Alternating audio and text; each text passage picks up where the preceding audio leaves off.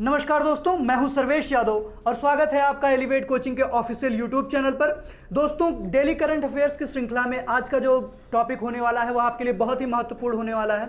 आज जो प्रश्नोत्तरी की सीरीज आपके लिए लाई गई है यह आपके आगामी परीक्षाओं में बहुत ही सहयोगी साबित होगी, इसलिए वीडियो को अंत तक देखिएगा और अधिक से अधिक लोगों को शेयर करिएगा ताकि उन तक भी यह बात पहुंच सके। आज के हमारी सीरीज में पहला प्रश्न है कि ZSI ने साइबेरियन आइबेक्स को किस जानवर की प्रजाति बताया है। साइबेरियन आइबेक्स साइबेरियन क्षेत्रों में पाए जाते हैं, हिमालयी क्षेत्रों में पाए जाते हैं और यह प्रजाति बहुत ही ज़्यादा चर्चा का विषय रह चुका है। तो आपसे यही पूछा गया है कि ZSI ने साइबेरियन आइबेक्स को किस जानवर की प्रजाति बताया है।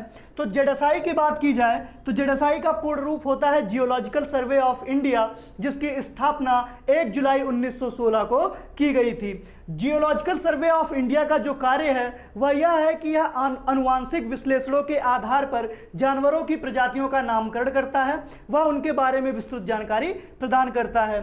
तो साइबेरियन आइबेक्स जल्द ही चर्चा का विषय था, इसीलिए ZSI ने इस पर शोध किया। उसके आनुवांशिकी विश्लेषण के आधार पर एक नया नाम दिया कि साइबेरियन आइबेक्स को किस प्रजाति के अंतर्गत रखा जाए। तो आपके पास ऑप्शन है शेर, जंगली बकरी, जंगली सांड या हिरन। तो साइबेरियन आइबेक्स को ZSI ने जंगली बकरी की प्रजाति बताया है, यानी कि जो आपका आंसर हो जाएगा वह हो जाएगा ऑप्शन बी, जंगली बकरी। जंगली बकरी ही साइबेरियन आइबेक्स की प्रजाति है। अब साइबेरियन आइबेक्स जो हैं यह हिमालयी क्षेत्रों में पाए जाते हैं, यानी कि भारत का जो हिमालयी क्षेत्र है उन सभी जगहों पे ये पाए जाते हैं, लेकिन इनके पाने का एक निश्चित स्थान है कि यह किस ऊंचाई से किस ऊंचाई तक पाए जाएंगे। तो इनकी जो ऊंचाई निर्धारित की गई है वह 500 मीटर से लेके 6000 मीटर तक बताई गई है कि जो साइबेरियन आइबेक्स हैं वो जो निवास करते हैं वह 500 मीटर की ऊंचाई से लेकर 6000 मीटर की ऊंचाई तक निवास करते हैं और यह सिर्फ अपने निश्चित दायरे में ही रहते हैं। जो साइबेरियन इलाके होते हैं उन्हीं क्षेत्रों में होते हैं। तो इस बात को नोट कर लीजिएगा। उसके बाद हम एक नज़र देख लेते हैं ZSI के बारे में कि ZSI की स्थापना कब हुई, इसका मुख्यालय कहाँ है और इसके वर्तमान अध्यक्ष कौन है। तो ZSI की यदि बात की जाए तो ZSI की स्थापना 1 जुलाई 1916 को की गई थी और इसका कार्य मैंने आपको पहले भी बताया है। इसका जो कार्य है वह आनुवांशिकी विश्लेषणों के आधार पर जंतुओं के नामकरण का कार्य करना है, उनकी प्रजातियों के बारे में बताना है। तो ZSI का कार्य हो गया एस्टैब्लिशमेंट 1 जुलाई 1916 को। यदि मुख्यालय की बात की जाए कि ZSI का मुख्यालय कहाँ है, तो ZSI का जो मुख्यालय है वह कोलकाता है और कोलकाता आपके पश्चिम बंगाल में आता है। तो इन सब चीज़ों को नोट कर लीजिए, ठीक है, क्योंकि यह आने वाले एग्जामिनेशंस की दृष्टि से भी अपना एक अलग महत्व रखते हैं दोस्तों। अब यदि बात की जाए कि इसके वर्तमान अध्यक्ष कौन है, तो डॉक्टर कैलाश चंद्र वर्तमान समय में इसके आइबेक्स हैं। ZSI के वर्तमान अध्यक्ष कौन है? डॉक्टर कैलाश चंद्र। और यदि पूछा जाए कि ZSI किसके अंतर्गत कार्य करता है, किस विभाग के अंदर यह काम करता है, किस विभाग के अंदर निहित है यह, तो पर्यावरण वन एवं जलवायु परिवर्तन मंत्रालय के अंतर्गत यह आता है। और आपको पता है कि पर्यावरण वन एवं जलवायु परिवर्तन मंत्रालय के जो अध्यक्ष हैं वह कैबिनेट मंत्री हैं प्रकाश जावड़ेकर जी। तो इन सब बातों को नोट कर लीजिए। फिर हम बढ़ते हैं अपने अगले प्रश्न की तरफ। अगला प्रश्न है, कोरोना के प्रकोप के बीच भारत के किस राज्य ने 9 दिवसीय त्योहार करगा को रद्द कर दिया है। देखिए दोस्तों, कोरोना से संबंधित जितने भी काम हो रहे हैं वर्तमान समय में वह आपके आगामी परीक्षाओं में बहुत ही महत्वपूर्ण साबित होंगे, क्योंकि कोरोना की वजह से पूरा देश परेशान है और देश के साथ पूरा विश्व परेशान है। तो इससे संबंधित यदि कोई राज्य अलग कार्य करता है तो वह चर्चा का विषय रहेगा और उससे संबंधित प्रश्न पूछे जाने की संभावनाएं भी उतनी ही अधिक होंगी। तो आपका प्रश्न है कि कोरोना के प्रकोप के बीच भारत के किस राज्य ने 9 दिवसीय त्योहार करगा को रद्द कर दिया है। आपके पास ऑप्शन है मध्य प्रदेश, हरियाणा, कर्नाटक या पंजाब। तो दोस्तों, यदि बात की जाए करगा त्योहार की तो करगा कर्नाटक के बेंगलुरु में मनाया जाता है और यह कर्नाटक के थेगला समुदाय के लोगों के द्वारा मनाया जाता है और इसका जो निश्चित स्थान है जिसके चारों तरफ यह त्यौहार मनाया जाता है वह बेंगलुरु में स्थित धर्मराय स्वामी मंदिर है। उसी के चारों तरफ थेगला समुदाय के लोग एकत्रित होकर इस त्यौहार को मनाते हैं। जिस तरह पूरे भारत में 9 दिन का नवरात्र का व्रत फेमस है, प्रचलित है, उसी प्रकार कर्नाटक में करगा भी बहुत ही ज़्यादा प्रचलित है। करगा हर समुदाय के लोगों के द्वारा मनाया जाता है, लेकिन मुख्यतः यह थेगला समुदाय के लोगों के द्वारा मनाया जाता है। और थेगला समुदाय के लोग वे लोग हैं जो वहाँ पे फूलों और सब्जियों की खेती करते हैं। तो यह एग्जामिनेशंस की दृष्टि से बहुत ही महत्वपूर्ण प्रश्न है, ध्यान रखिएगा। थेगला समुदाय के बारे में भी कुछ चीज़ें जानते चलिएगा दोस्तों। तो आपका जो इस प्रश्न का उत्तर है वह ऑप्शन सी है, कर्नाटक। यानी कि जिस राज्य सरकार ने करगा जो कि 9 दिवसीय त्यौहार है रद्द किया है, वह कर्नाटक में मनाया जाता है। कर्नाटक सरकार ने अपने यहाँ मनाए जाने वाले 9 दिवसीय त्यौहार करगा को रद्द कर दिया है, जो कि वहाँ के थेगला समुदाय के लोगों के द्वारा मनाया जाता है। और यह जो त्यौहार है करगा, इसकी सबसे प्रसिद्ध जो बात है वह यह है कि यह द्रौपदी के रूप में मनाया जाता है। एक स्त्री को द्रौपदी के रूप में चुना जाता है और वह पूरे विश्व का प्रतिनिधित्व करती है और अपने जिस संप्रदाय के लोगों के द्वारा यह मनाया जाता है उनको आशीर्वाद देती है, ऐसा यहाँ का मानना है दोस्तों। तो कर्नाटक सरकार ने करगा त्यौहार को रद्द कर दिया है। अब देख लेते हैं एक नज़र कर्नाटक के बारे में कि कर्नाटक सरकार की क्या क्या महत्वपूर्ण बातें हैं, उनको हम एक बार देख लेते हैं। तो कर्नाटक की बात करें तो कर्नाटक के वर्तमान राज्यपाल हैं बैजू भाई। इनका नाम आप सभी ने सुना होगा। तो बैजू भाई वर्तमान समय में कर्नाटक के राज्यपाल हैं। यदि बात की जाए यहाँ के मुख्यमंत्री की तो वर्तमान समय में BS येदियुरप्पा यहाँ के मुख्यमंत्री हैं।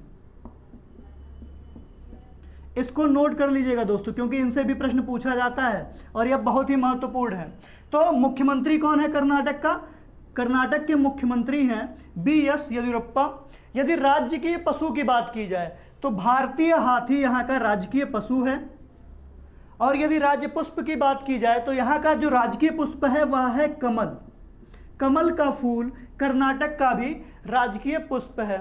यदि बात की जाए राजकीय पक्षी की कि यहाँ की राजकीय पक्षी कौन है दोस्तों, तो इसके बारे में भी जान लीजिए। इंडियन रोलर, नाम तो सुना ही होगा आप लोगों ने। इंडियन रोलर यहाँ की राजकीय पक्षी है। और यदि राजकीय वृक्ष की बात की जाए तो कर्नाटक राज्य का राजकीय जो वृक्ष है वह है चंदन का पेड़।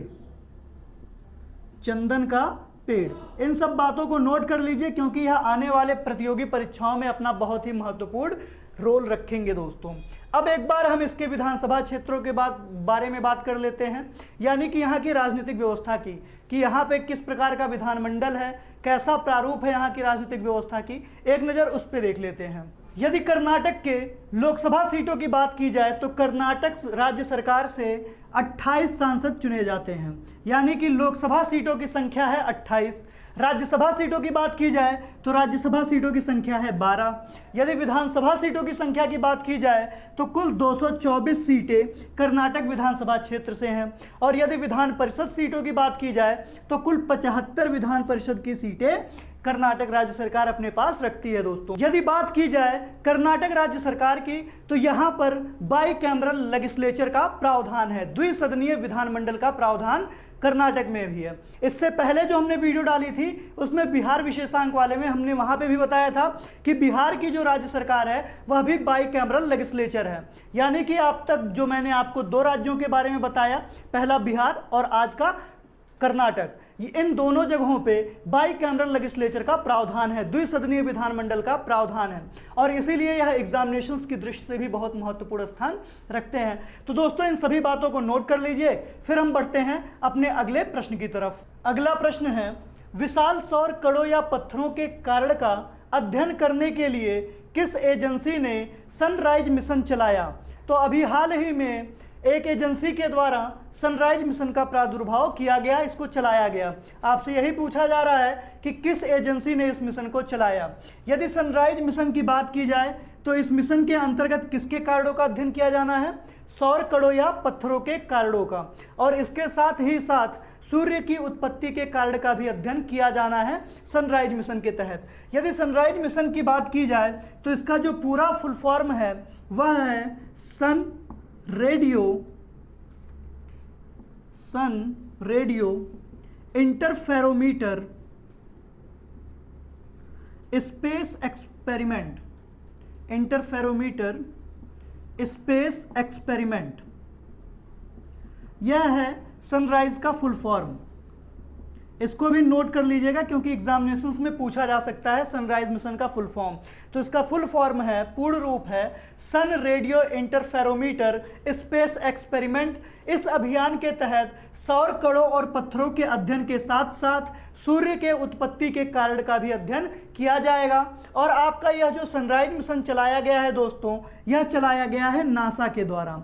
यानी कि उपरोक्त ऑप्शन में से जो आपका ऑप्शन सही होगा वह ऑप्शन ए सही होगा, वो है नासा। और इसके साथ ही साथ नासा ने अन्य मिशन भी चलाए हैं।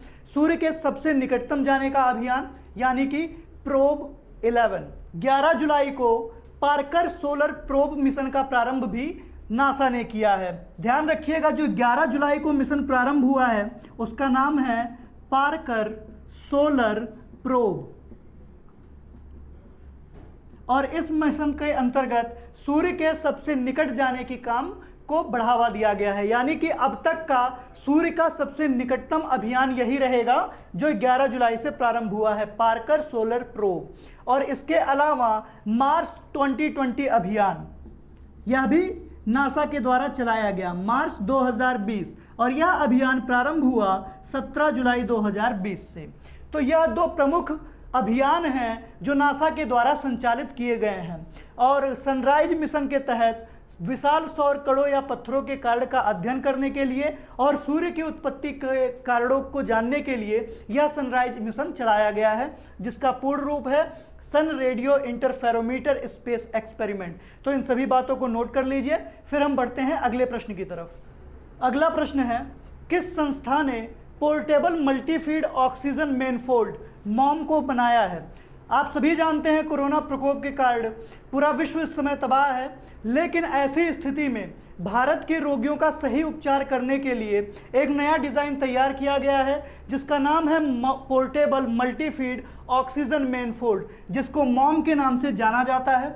अब यह जो पोर्टेबल मल्टीफीड ऑक्सीजन मेनफोल्ड है, इसका मुख्य कार्य यह है कि जिस प्रकार से एक ऑक्सीजन सिलेंडर से सिर्फ एक रोगी को लाभ पहुंचता था, इस पोर्टेबल मल्टीफीड ऑक्सीजन मेनफोल्ड के निर्माण से एक सिलेंडर के साथ 6 रोगियों को हील कराया जा सकता है। यानी कि एक साथ 6 रोगियों को आसानी से ऑक्सीजन मुहैया कराया जा सकता है। तो यह आपसे प्रश्न पूछा गया है कि किस संस्था ने यह पोर्टेबल मल्टीफीड ऑक्सीजन मेनफोल्ड को बनाया है। आपके पास ऑप्शन है Indian navy, Indian air force, Indian army या सीआरपीएफ। तो दोस्तों, जिस संस्था ने बनाया है वह है इंडियन नेवी।